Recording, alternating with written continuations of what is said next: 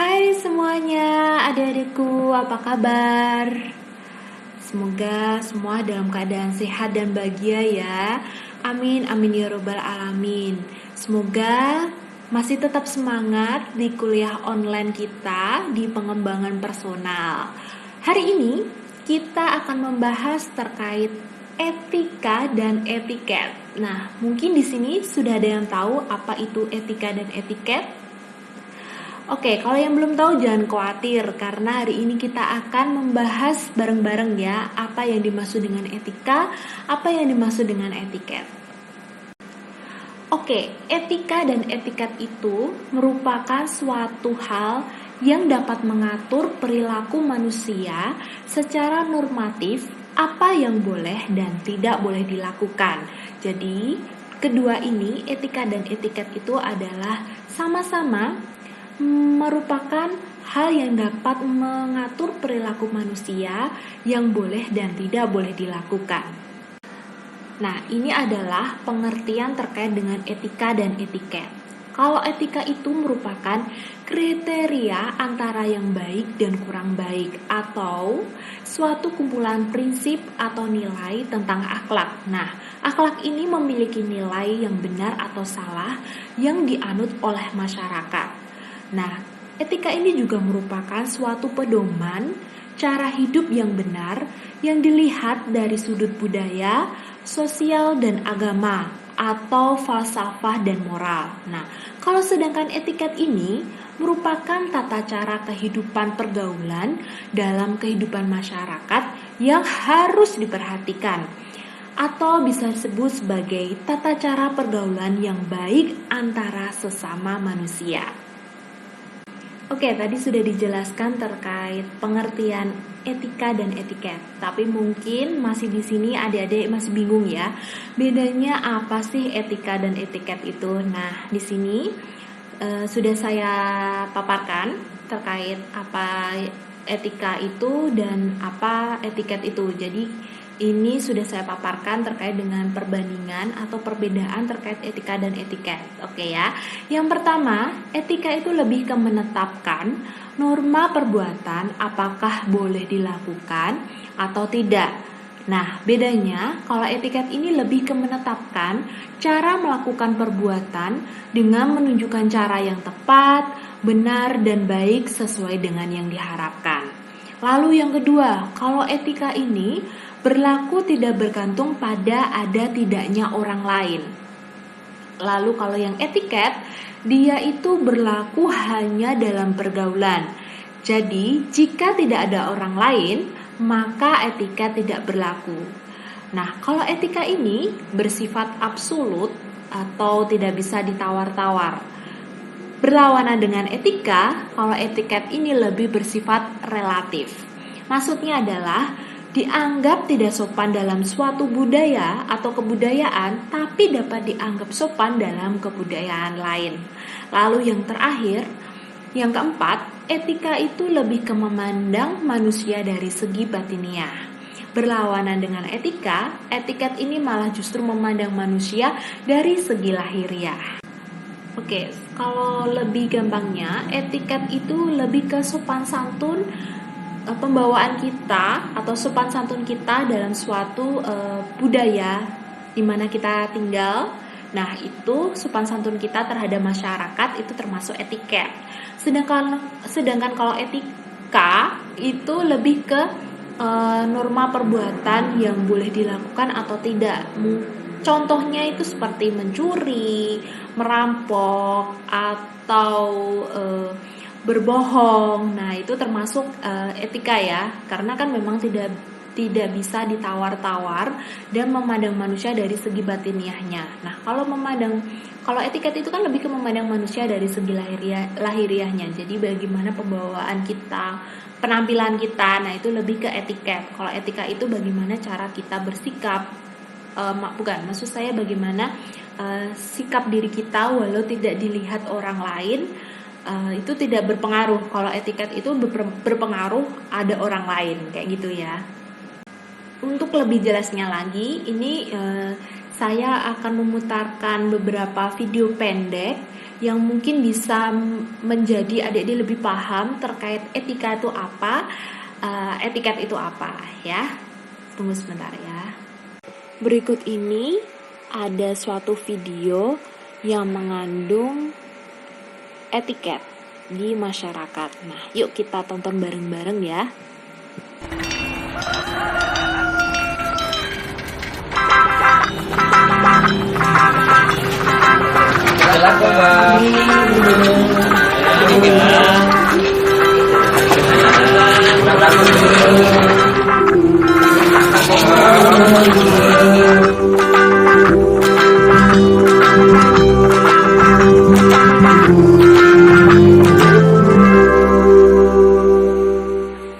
Menarik ya, di video tadi di terakhirnya itu tertulis gaya boleh gaul tapi jangan lupa sopan santun.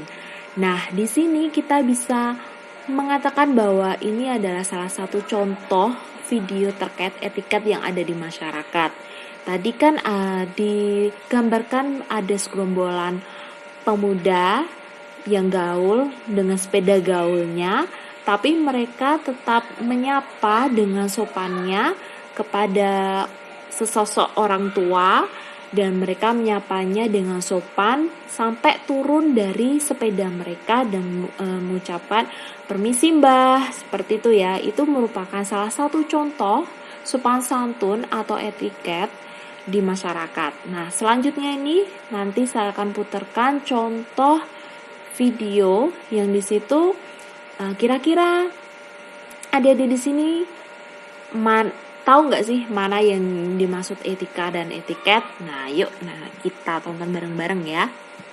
Sebelum video ini saya putar, video ini merupakan salah satu cuplikan drama Korea yang mungkin adik-adik di sini sudah tahu judulnya apa. Nah, kira-kira judulnya apa ya? Kalau yang tahu bisa komen di kolom komentar video ini. Maksudnya di bawah ini ya. Jadi komentar di video bawah ini. Nah, video ini bisa dapat kita ambil contohnya untuk dapat membedakan etika dan etiket dalam masyarakat yang dapat memudahkan kita untuk membedakan mana etika dan etiketnya. Yuk kita saksikan bareng-bareng ya. 저기 아저씨, 이분 인사부신데 자리 좀 열어주시면 안 될까요? 해먹었으면 지가 있을 것이지. 왜 밖에 나와서 여러 사람 추적해? 아저씨, 지금 막말을 하세요? 괜찮아요. 어디서 휘바바고 말대꾸나 하고 하여간 요즘 애들 싸가지 하고는 안 되겠네, 아저씨. 너무하네.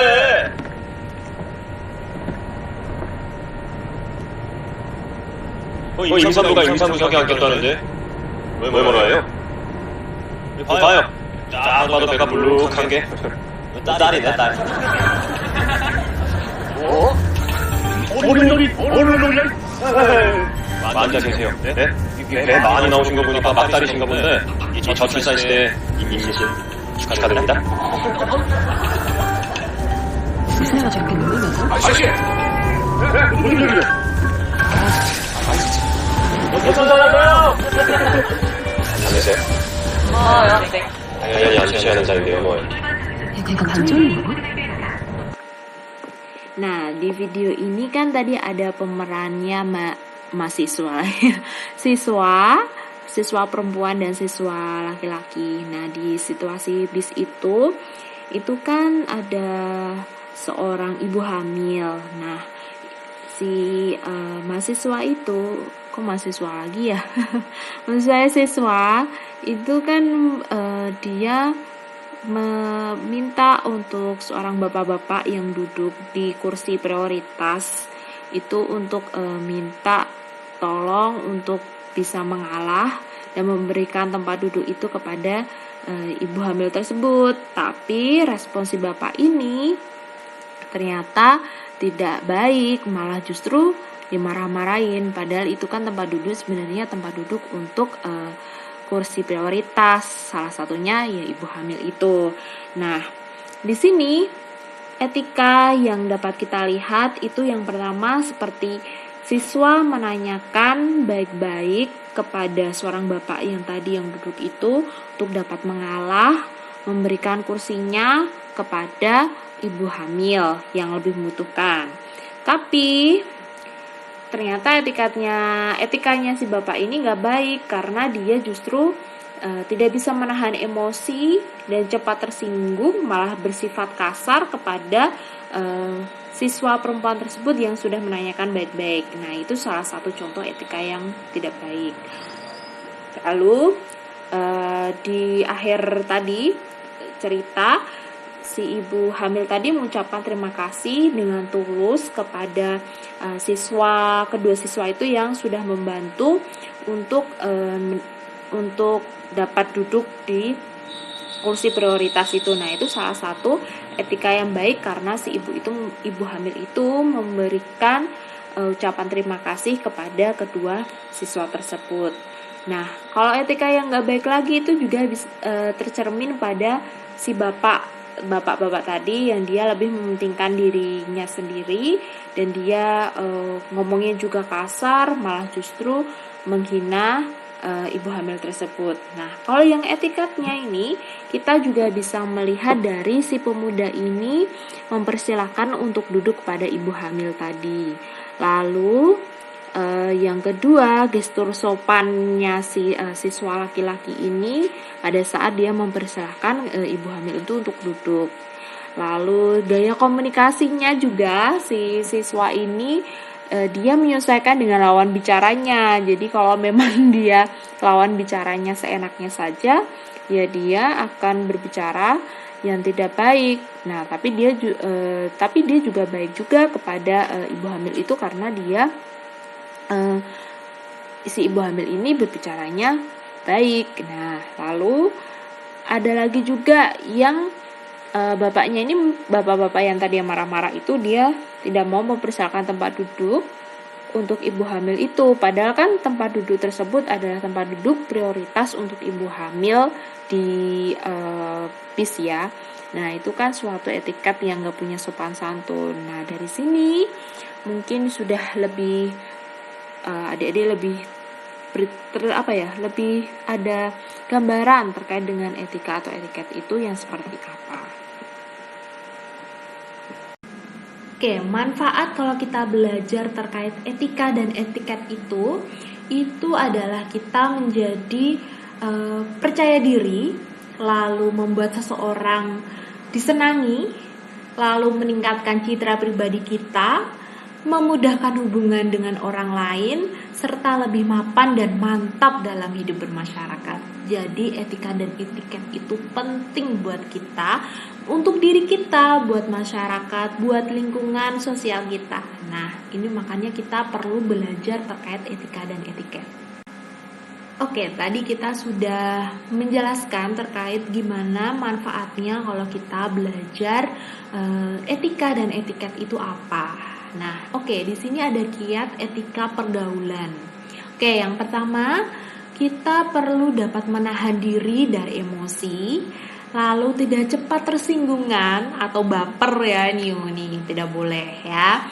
Yang ketiga, tidak memotong pembicaraan orang lain, lalu menjadi pendengar yang baik, walaupun mungkin sebagian besar orang menjadi pendengar yang baik itu susah ya, tapi kalau kita bisa menjadi pendengar yang baik, maka etika kita dalam pergaulan itu menjadi poin plus di mata orang lain dan juga dalam diri kita sendiri juga gitu ya. Lalu penggunaan bahasa Indonesia yang baik dan benar. Karena dengan penggunaan bahasa Indonesia yang baik dan benar itu dalam kita berkomunikasi tidak adanya menimbulkan kesalahpahaman. Lalu jangan lupa ucapkan kata terima kasih dengan tulus ya. Jadi ada 3 kata ajaib kita kalau kita bergaul terhadap orang lain, yaitu dengan kata maaf, tolong, dan terima kasih gitu ya. Jadi Kalau kita mengucapkan tolong ambilkan sesuatu, maaf ya mengganggu, terus yang diambil misalnya sudah dibawakan, terima kasih sudah mengambilkan barangnya. Nah, itu merupakan suatu hal yang etikanya baik. Lalu kita harus bertoleransi, tidak menyalahkan kedudukan, terus jauhi sikap mementingkan diri sendiri, dan yang terpenting menyenangkan hati orang lain, tapi jangan sampai lupa kita juga menyenangkan untuk diri kita sendiri gitu ya. Lalu yang terakhir adalah tak boleh lupa dengan tersenyum gitu ya, karena senyum itu membawa aura positif gitu, gak hanya untuk diri kita sendiri tapi juga untuk orang lain. Oke, selanjutnya adalah gimana kiat etiket pergaulan ya. Di sini setelah kita sudah tahu kiat etika pergaulan yang baik itu gimana, nah ditambah lagi dengan poin plus kita dengan etiket pergaulan yang baik. Dengan yang pertama, berpakaian rapi, tak harus mahal, tak harus mewah ya, harus mewah. Yang penting adalah sopan, bersih dan wangi.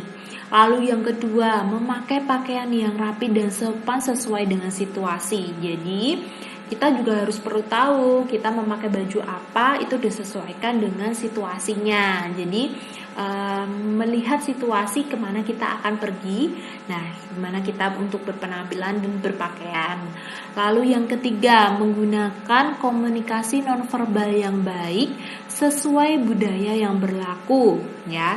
Jadi seperti berjabat tangan, menundukkan kepala. Lalu misalnya kalau gampangnya itu adalah misalnya kalau kode nonverbal gitu ya, akan menundukkan kepala tuh misalnya kalau kita berpapasan, kalau di Jogja gitu ya, kalau berpapasan dengan orang yang lebih tua, itu biasanya orang yang lebih muda itu menundukkan kepala, itu menandakan bahwa kita menghormati orang yang lebih tua. Terus yang keempat, gunakan gerakan tubuh atau gestur yang sopan dan wajar. Jadi nggak boleh lebay gitu ya, nggak boleh kayak begini gitu, nggak boleh ya.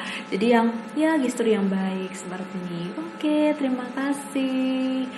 Minta tolong ya, maaf. Nah, seperti itu ya, gesturnya yang wajar saja. Jadi nggak boleh lebay ke sana, boleh ke sini. Nah itu nggak boleh gitu ya. Itu contoh yang nggak bener gitu. Lalu yang kelima itu menggunakan nada dan intonasi suara serta kecepatan bercakap yang baik. Jadi kita menggunakan intonasi yang baik. Jadi nggak usah ngegas, woi apa lo ini. Nah itu contoh yang nggak bener ya. Lebih pasnya kalau kita dengan tersenyum, ya maaf atau apa. Oh ya sudah. Kalau misalnya kita marah dengan orang tersebut ya gunakan nada yang baik, nggak usah ngegas gitu ya. Oke, lalu yang terakhir, mampu menempatkan diri dan menyesuaikan gaya komunikasi sesuai dengan karakteristik lawan bicara. Misalnya, kalau dia suaranya, misalnya kita dari jauh gitu ya, suaranya jangan pelan banget, tapi paling nggak jelas dan lugas dan dapat dipahami dengan teman atau lawan bicara kita, gitu ya. Oke. Nah, tadi sudah ada kiat etika dan etiket pergaulan. Nah, kalau dalam etiket pergaulan, dalam kita bergaul di suatu lingkungan yang baru, itu kesan pertama adalah yang terpenting gitu ya. Nah, gimana cara kita membangun kesan pertama kita kepada orang yang baru kenal, atau waktu nanti kalau kita bekerja di suatu perusahaan. Nah, kesan pertama itu adalah poin yang terpenting. Nah, ini termasuk di etiket ya. Nah, gimana cara kita membangun kesan pertama kita? Yang poin pertama adalah penampilan atau pakaian. Nah, tadi Ibu sudah sebutkan di sebelumnya bahwa kita itu berpenampilan, itu pakaian tidak harus yang mewah dan mahal. Yang penting adalah rapi, sopan, bersih, plus wangi. Wah, itu udah kesan pertamanya udah plus gitu. Nah, lalu yang kedua, tatapan mata atau pandangan mata gitu ya.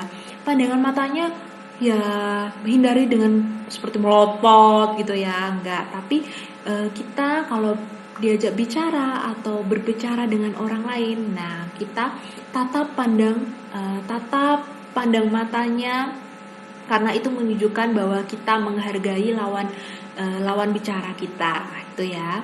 Ekspresi wajah itu adalah jangan lupa tersenyum gitu, karena kalau kita tersenyum kepada orang lain, tapi senyumnya ya lihat-lihat kondisi lah ya, jangan kalau nggak ada orang lain terus senyum sendiri, nanti dikira apa, gila gitu. Jadi tetap tersenyum. Dengan kalau kita tersenyum berbicara dengan orang lain, itu orang tersebut akan memberikan kesan pertama bahwa orang tersebut adalah ramah, baik, enak diajak bicara. Jadi senyum itu adalah poin juga ya, poin yang terbaik. Oke, jabat tangan. Nah, kalau jabat tangan ini tentatif ya. Kan ada juga yang tidak boleh jabat tangan kalau lawan jenis gitu ya. Ya kita tetap, kalau misalnya tidak berjabat tangan tetap begini, seperti ini. Assalamualaikum, selamat pagi Bapak Ibu. Nah itu opsi lain ya kalau kita berjabat tangan, apalagi dalam masa pandemi ini ya, kita kan tidak boleh berjabat tangan gitu. Ya itu cukup begini aja, selamat pagi, maaf ya, seperti itu ya. Lalu sikap tubuh tegak dan hindari bersandar. Jadi misalnya kalau kita nantinya adik-adik mau melamar kerjaan, nantinya itu kalau kita mau interview gitu, paling enggak berikan tempat, maksud saya duduknya itu dengan tegak, terus tidak bungkuk tapi tegak seperti ini, begitu ya. Itu akan memberikan kesan kepada orang lain bahwa kita itu profesional gitu ya. Nggak boleh bungkuk begini, rasanya tuh males ya kalau ngeliat orang yang duduk bungkuk sambil jongkok lagi ya gitu, atau merunduk gitu. Tuh kan kesannya beda kalau kita duduk dengan rapi, tegak, sambil tersenyum, itu kan berbeda. Lalu yang terakhir, suara saat bicara. Tadi ya saya bilang kalau kita bicara jangan ngegas gitu ya. Kalau ngegas itu nanti orang jadi tersinggung, ikutan marah, emosi gitu. Nah suaranya cukup yang ya, kalau nggak usah perlu lambat-lambat gitu ya. Yang penting jelas, lugas dan cetak gitu ya. Cetak tuh ya jelas itu ya. Oke, tadi kan di kesan pertama itu poin pertama adalah penampilan yang menarik. Nah, penampilan menarik itu nggak harus berpakaian dengan yang mewah, mahal, itu nggak. Yang terpenting kita berpenampilan yang rapi, bersih, sopan, dan wangi gitu ya. Nah, kenapa sih kita harus berpenampilan menarik? Nah, karena penampilan itu merupakan bentuk citra diri yang terpancar dari diri seseorang. Nah, kalau penampilan ini dapat menjadi salah satu sarana komunikasi antar individu. Kenapa? Karena dengan penampilan ini itu merupakan salah satu kesan pertama kita yang akan kita tunjukkan kepada orang lain, dan orang lain pun akan menilai kita dengan cara kita berpenampilan. Nah, itu yang penting kenapa berpenampilan menarik. Nah, ini salah satu contoh gambar ya, yang gimana cara penampilan yang baik, tidak harus mahal, yang penting sopan. Nah, disesuaikan dengan yang kita punya gitu ya, budget yang kita punya. Jadi tidak perlu harus yang mahal gitu ya, tidak perlu baju yang baru, tapi ya cukup yang penting sopan, rapi, bersih, dan wangi. Nah, ini salah satu contoh yang mungkin bisa menjadi inspirasi adik-adikku semua ya, tapi nggak harus dipakai sih.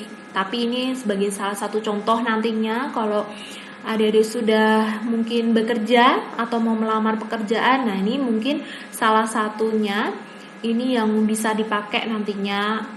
Salah satu contoh ya, tapi nggak harus mengikuti gitu, nggak. Ini salah satu contohnya kalau kita berpakaian secara formal. Nah, ini ya.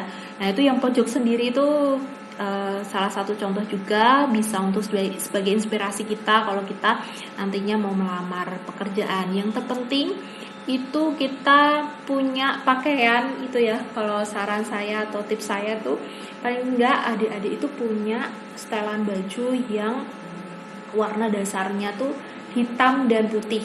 Itu adalah warna yang aman menurut saya, aman, sopan, dan rapi gitu ya.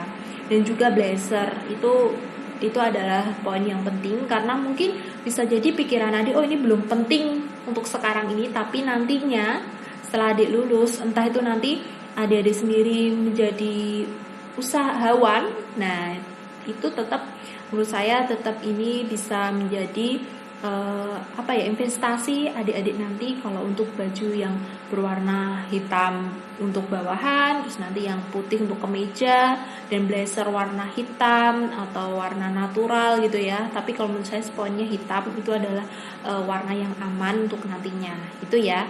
Tapi ini sebagai tips aja, tadi boleh dipakai boleh enggak, karena ini merupakan menurut saya ini pakaian-pakaian yang aman dan sopan gitu ya, untuk bisa menjadi contoh nantinya gitu. Oh ya, sampai saya lupa, di sini kan gambarnya juga ada yang pakai pakaian bawahannya jeans, terus pakai jaket jeans. Itu contoh yang untuk yang acara-acara bukan formal ya, informal. Jadi itu bukan semuanya itu yang saya kasihkan gambar itu dipakai untuk acara formal ya, tapi disesuaikan dengan situasinya. Cuma kebanyakan di sini itu untuk bedanya kasual dan informal. Dilihatnya bisa dari bawahan. Kalau formal itu lebih baik amannya itu pakai berbahan kain ya. Kalau yang jeans itu kurang deh ya. Jadi lebih baik kalau jeans itu dipakainya untuk yang acara-acara informal aja gitu. Tadi kesan pertama udah dibahas ya. Nah, kesan pertama ini akan menjadi poin plus lagi kalau kita menimbulkan kesan positif terhadap orang lain. Nah, apa aja sih kesan positif yang harus ditimbulkan itu? Yang pertama, bersahabat. Nah, kesan positif yang ditimbulkan dengan bersahabat itu ya bisa dijalankan dengan kita tersenyum, ramah, terus menghargai lawan bicara pada saat dia berbicara. Nah, kalau berendah hati, lalu yang kedua adalah rendah hati. Rendah hati itu nggak sombong, terus juga ngomongin tentang diri kita melulu, tapi juga berusaha mendengarkan apa yang ingin lawan bicarakan. Jadi tidak menguasai pembicaraan saja, tapi juga memberikan ruang pembicaraan kepada orang lain. Jadi nggak hanya melulu kita gitu ya. Itu salah satunya contoh rendah hati itu gimana caranya. Itu ya seperti itu tadi. Lalu yang ketiga, berwibawa. Yang keempat ini sopan. Nah, sopan itu ditunjukkan dengan berpakaian tadi ya. Gimana kita cara pembawaan kita gitu. Kalau yang berwibawa itu lebih ke sikap atau perilaku kita ya. Tadi kalau perilaku kita itu gimana dengan tidak memanfaatkan kedudukan, terus berusaha untuk bersifat adil. Nah, itu bisa suatu kesan positif yang dapat ditimbulkan gitu ya. Kalau kesan yang harus dihindari itu adalah sifat sombong, acuh tak acuh, malu, meremehkan, kekanak-kanakan, ketakutan, gelisah, panik, dan menantang. Nah, kalau menantang itu maksudnya bukan menantang suatu menantang yang hal-hal yang menantang, hal yang baru bukan ya, tapi suatu sifat yang menantang yang kepada orang tua misalnya atau kepada orang yang lebih tua. Nah, itu menantang itu apalagi dengan nada tinggi ya, itu adalah kesan yang harus dihindari, itu tidak baik dan tidak sopan. Kalau malu itu maksudnya bukan malu yang sebenarnya berdampak negatif gitu ya. Misalnya kita malu karena kita rendah diri, karena kita merasa minder. Nah, kalau yang seperti itu kesan yang harus dihindari. Nah, kalau meremehkan itu adalah kita itu memandang remeh orang lain dengan tidak menghargai mereka, seperti tidak menghargai lawan bicara kita kalau sedang berbicara. Nah, itu adalah kesan yang harus dihindari. Lalu setelah penampilan yang menarik, yang kedua adalah sikap atau pembawaan kita. Nah, sikap dan pembawaan itu bisa dari cara berjalan kita. Kalau cara berjalan kita bungkuk, nah itu enggak deh ya. Kita coba melatih dengan kita berjalan tegak gitu ya. Terus cara kita berbicara, cara berbicaranya tadi yang sudah saya sebutkan sebelumnya itu nggak usah ngegas gitu ya. Yang penting jelas, orang yang mendengarkan itu juga paham apa yang kita maksud.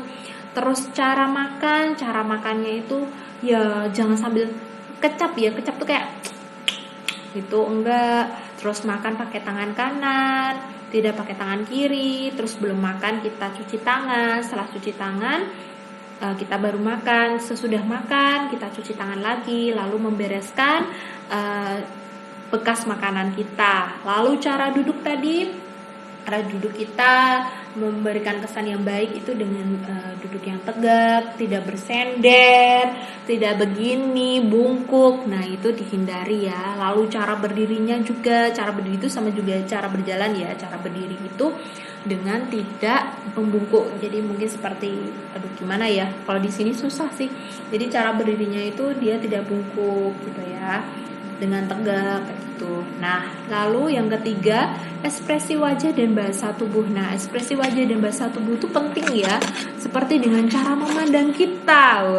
Cara memandang kita maksudnya cara memandang dengan pandangan mata lawan bicara kita, dengan melihat saat lawan bicara kita berbicara, kita melihat dia berbicara. Nah, karena hal tersebut itu membuat lawan bicara kita itu merasa menghargai apa yang mereka bicarakan gitu ya. Jadi cara memandangnya gitu ya baik ya gitu, cara memandangnya yang baik. Terus menatap wajahnya atau menatap matanya pada saat lawan bicara kita berbicara, karena dengan begitu itu lawan bicara kita tuh merasa dihargai gitu ya. Lalu yang kedua tuh sikap tubuh yang banyak dipengaruhi oleh sikap kepala tegak, sikap wajah, alis mata dan bibir. Nah, maksudnya itu dengan tersenyum. Lalu kepalanya tuh kalau lagi diajak omong atau apa tidak bersender, tidak menopang dagu. Karena kalau menopang dagu ini kesannya kayak males, terus gini, terus sambil nunduk-nunduk gitu, enggak ya. Jadi yang baik ya kita dengan cara tersenyum. Oh iya, gimana? Baik. Oh iya, terima kasih. Kayak begitu ya. Lalu gimana sih caranya kita menghindari kesan negatif? Nah, caranya dengan melatih diri, seperti mengendalikan diri kita. Mengendalikan diri seperti mengontrol diri kita dari rasa marah, tidak sabar, tidak puas, iri, dengki, baperan. Nah, lalu yang kedua, body language atau mengontrol bahasa tubuh. Tadi bahasa tubuh ya, tidak membungkuk kalau duduk. Kalau berdiri itu ya dengan cara yang tidak bungkuk juga. Berjalannya dengan tidak gemulai, bukan gemulai ya, kayak malas ogah-ogahan gitu, tapi buatlah kesan yang kalian tuh bersemangat gitu ya. Lalu yang terakhir adalah tadi kesan yang pertama ya. Kesan pertama itu penting karena dengan kesan baik saat bertemu dengan orang yang baru itu memberikan kesan yang mendalam juga kepada orang yang bertemu dengan kita gitu. Tapi itu semua butuh proses ya adik-adik ya. Jadi kita nggak bisa langsung aku pengen ini cepet tuh, nggak bisa. Semua itu butuh proses, tidak ada yang instan gitu. Cukup mie instan aja yang instan gitu ya. Tapi cukup kita ada kemauan untuk berlatih gitu. Nah, mungkin bisa berbagi sedikit ya. Saya juga pernah cara melatih untuk menghindari kesan negatif saya dengan marah-marah gitu ya. Dengan berusaha dengan tidak mengendalikan emosi kita, dengan tidak marah-marah, terus sedikit apa terus marah gitu ya, perlahan-lahan jadi tidak gampang marah gitu. Nah, kalau saya bisa, kenapa adik-adik juga nggak bisa gitu aja. Kalau saya bisa berarti adik-adik bisa gitu ya. Maaf tadi agak belepotan ngomongnya, tapi semoga adik paham ya maksud saya tuh apa gitu. Dalam bergaul itu kita butuh etiket juga, seperti misalnya perkenalan. Yang pertama seperti memperkenalkan diri kita, seperti selamat pagi, saya Reni gitu, sambil mengulurkan tangan untuk berjabat. Tapi kalau sekarang ini kan kita tidak boleh mengulurkan tangan untuk berjabat ya, karena pandemi ini ya. Jadi seperti ini mungkin contohnya, selamat pagi, saya Reni dari Jogja gitu. Ya ala-ala kayak Abang None, ala-ala Miss Universe atau ala-ala Putri Indonesia gitu ya. Yang kedua seperti mengenalkan teman. Seperti saya mau mengenalkan teman saya kepada teman saya satunya. Contohnya seperti perkenalkan, ini Ardi dari Jogja. Dia teman saya waktu saya kuliah, seperti itu. Lalu yang ketiga misalnya memperkenalkan pria kepada wanita, atau bawahan kepada atasan, atau yang muda kepada yang tua gitu. Misalnya si Eno ini adalah adik saya misalnya. Nah, si Eno ini mau saya kenalkan kepada teman saya yang bernama Ardi. Seperti ini. Eno, perkenalkan, ini teman Mbak Reni. Dia ini teman kakak waktu kakak kuliah. Seperti itu contohnya ya. Nah, ini ada tips-tips sukses bergaul, dan ini saya contohkan terkait sukses bergaul di lingkungan kampus ya. Nah, yang pertama adalah pahami dan hormati budaya kampus. Ikuti aturan mainnya, maksudnya kita pahami dan hormati budaya kampus, tata tertibnya, itu kita harus menghormatinya. Yang kedua, hormati yang lebih tua atau hargai yang lebih muda. Kita harus menghormati orang yang lebih tua dan menghargai yang lebih muda. Ya, contohnya seperti kita menghargai pendapat orang lain, menghargai ketika lawan bicara kita sedang berbicara. Yang ketiga, jangan terlalu ingin tahu urusan orang lain dan buat batasan antara urusan pribadi dengan urusan kampus. Maksudnya, kita itu tidak perlu kepo ya. Maksudnya itu dalam bahasa gaulnya itu kita tidak perlu kepo, kita tidak usah ingin tahu urusan orang lain kalau orang tersebut tidak mau masalah tersebut diketahui oleh orang lain gitu ya. Dan hormati pendapat teman meskipun kita tidak setuju, tapi jaga suasana kelas. Maksudnya kita tetap bersifat atau bersikap profesional apabila kita tidak setuju dengan pendapat teman atau kita tidak sependapat dengan teman pada waktu kita sedang berdiskusi atau sedang kerja kelompok, ya kita tetap harus menghormati pendapat tersebut dan dengan tidak baper gitu loh. Jadi karena tidak sesuai dengan pendapat kita atau tidak sependapat dengan pendapat kita langsung dibawa perasaan sampai ujung-ujungnya jadi dendam, jadi sebel. Nah, itu kita tetap harus memberi batasan, tetap harus bersifat profesional.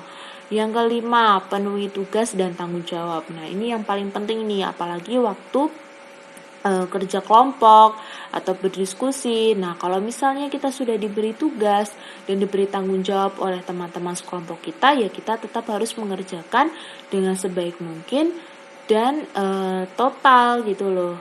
Bukan malah menghindari tugas dan lari dari tanggung jawab. Nah, kalau sudah lari dari tanggung jawab, itu nanti kepercayaan terhadap kita, orang lain itu sudah berkurang. Jadi, kita tetap harus bertanggung jawab dan memenuhi tugas kita apabila sudah diberi kepercayaan oleh teman-teman kita. Yang terakhir, sopan dengan semua teman. Walaupun teman kita ini dianggap teman dekat, tapi kita tetap harus memperhatikan sopan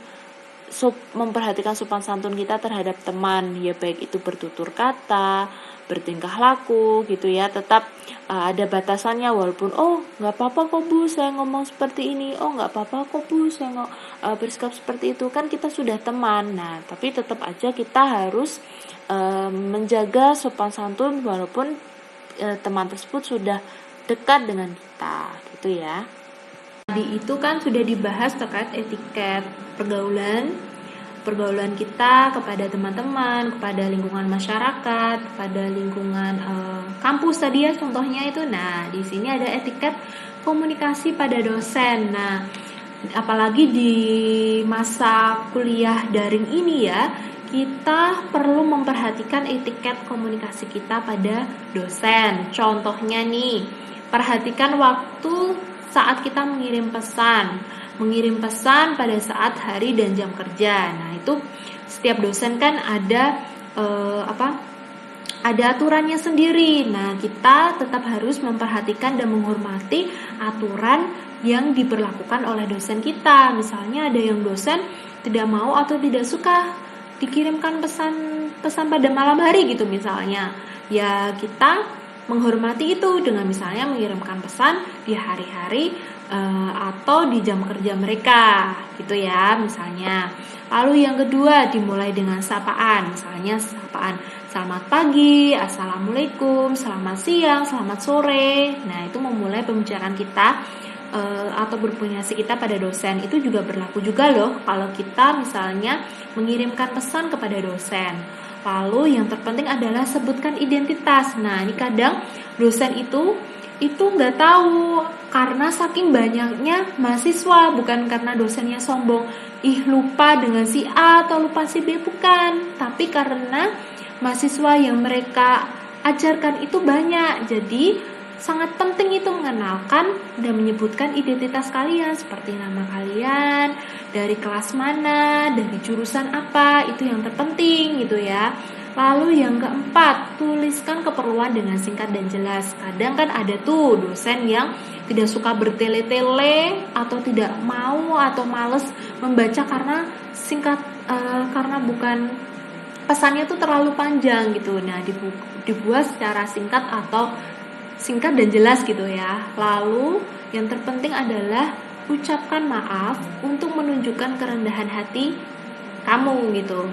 Yang ucapkan misalnya mohon maaf mengganggu waktunya, mohon maaf apabila mengganggu istirahat Bapak atau Ibu. Nah, itu yang terpenting ya kalau kita berkomunikasi pada dosen kita.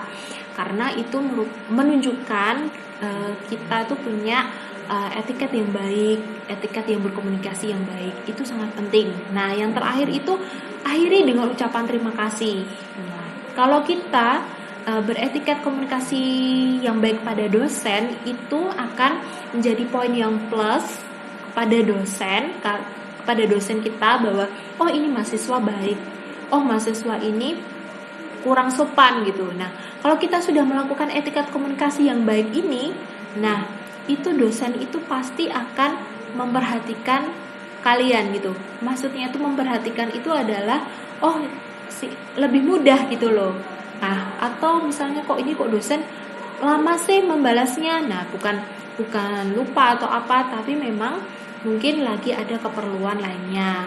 Nah, nanti kita bisa mungkin mengingatkan dengan mengucapkan maaf seperti itu. Mengucapkan maaf, misalnya mohon maaf Pak atau Bu, kemarin saya sudah mengirimkan pesan kepada Bapak atau Ibu.